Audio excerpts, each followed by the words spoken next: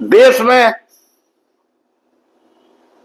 शिक्षा व्यवस्था को लेकर जिस तरह से युवा शक्ति द्वारा मोदी सरकार को घुटने पर लाया गया, लेकिन दूसरी ओर संसद में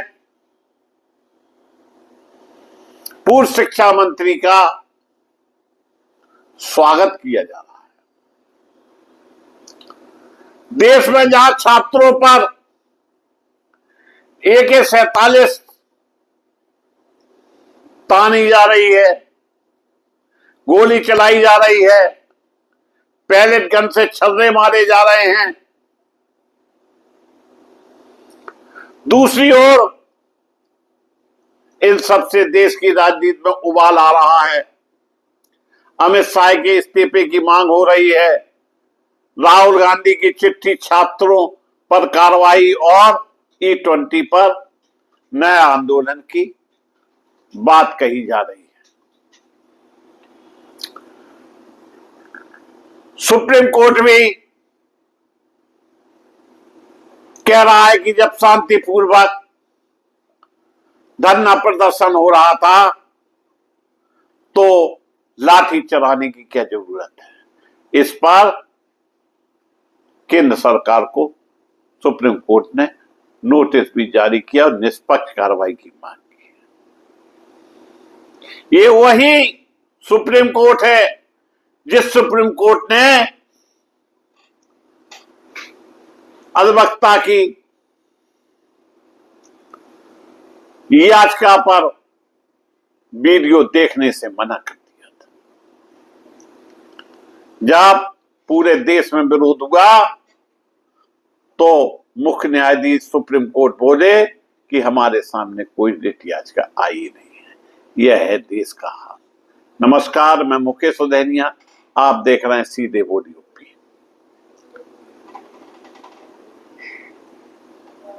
देश की राजनीति में आज कई घटनाक्रम एक साथ सामने आए हैं।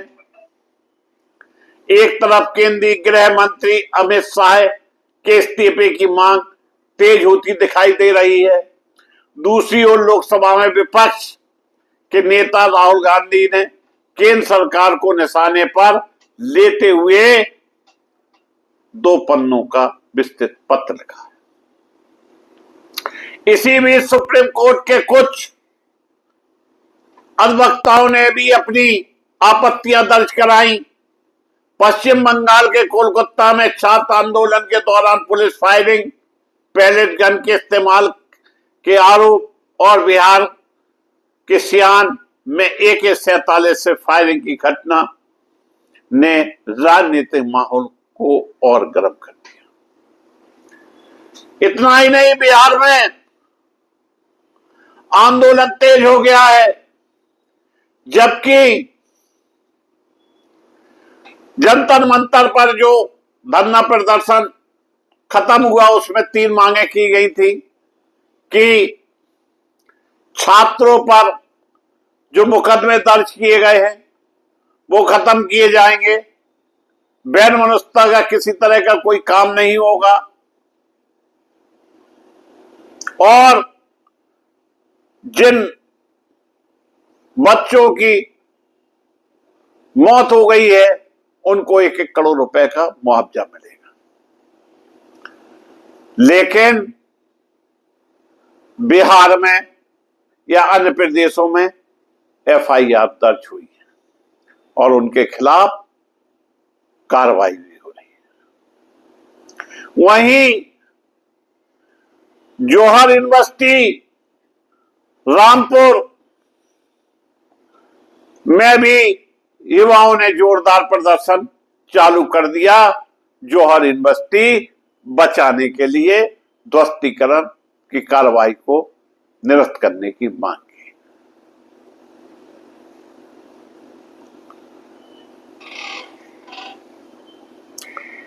परंतु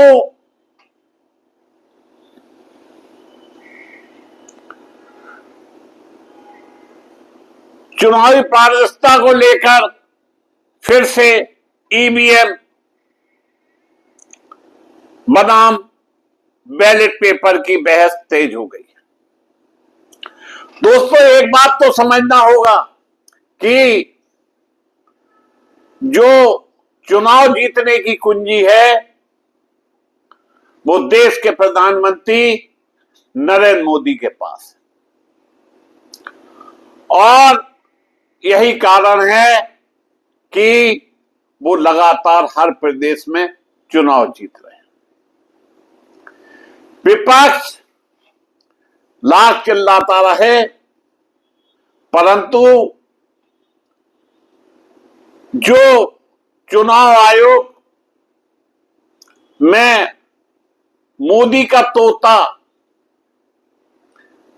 बैठे हुए हैं या बैठा हुआ है और रटा रटाया है, यही कारण है कि चुनाव आयुक्त का एक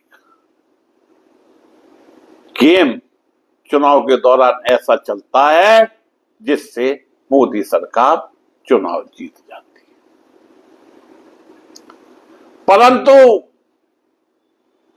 अब देश में युवा जागा है, देश में अधिवक्ता जागा है, देश का हर व्यक्ति जागा है, जो कि 12 सालों से सो रहा था, अब लग रहा है उसे कहीं ना कहीं कुछ तो गड़बड़ है। अगर दोस्तों गड़बड़ नहीं होता तो जो भी पार्टी निष्पक्ष चुनाव कराती हैं वो कभी ताकत का इस्तेमाल नहीं करती। जब सुप्रीम कोर्ट ने एक आदेश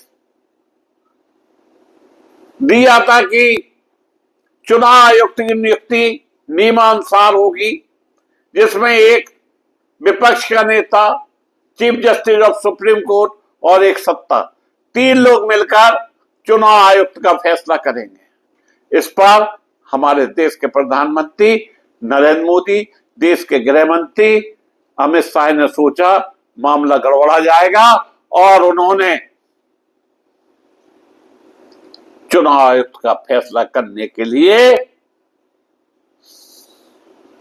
लोकसभा में दूसरा बिल पारित कर दिया, जिसमें 2-1 से फैसला लिया जा सके।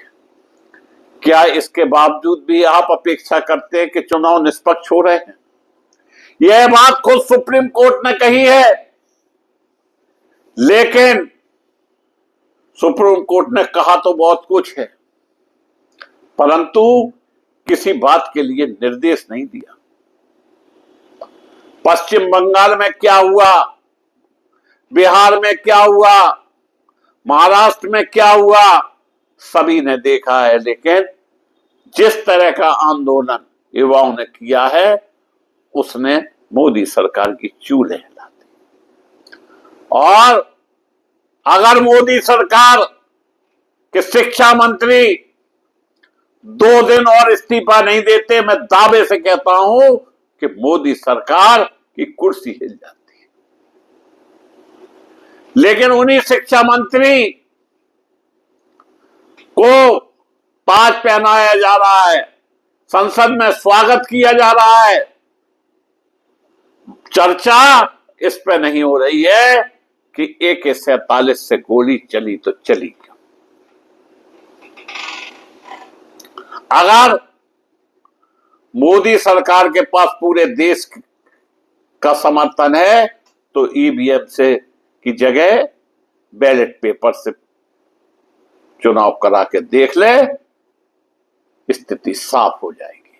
साफ नहीं हो जाएगी, दावे से कहता हूं कि हिंदुस्तान से मोदी सरकार उखड़ जाएगी।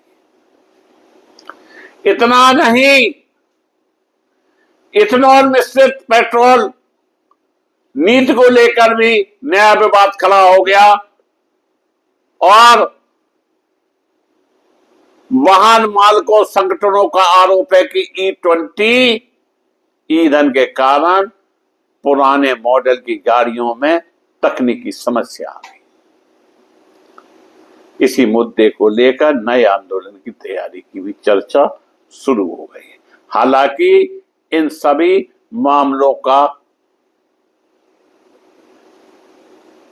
अभी प्रारंभिक आंदोलन है, लेकिन चिंगारी लगने में देर नहीं लगेगी। निश्चित रूप से मान लीजिएगा कि ये सब मामले विस्फोट की तरह ज्वालामुखी बनकर उभरेंगे और अब कोई भी आंदोलन देश में थमने वाला नहीं है। ये बात पक्की है कि अब लोगों के मन से मोदी का डर निकल गया है और हर आंदोलन के लिए लोग सड़कों पे आएंगे और सड़कों पे आना चाहिए, क्योंकि देश 1 से 40 करोड़ों का है, 40 करोड़ लोगों का है। देश में आम आदमी का पैसा लगा हुआ है, परंतु जो नीति बनती है ना किसान से पूछी जाती है, ना शिक्षा के मामले में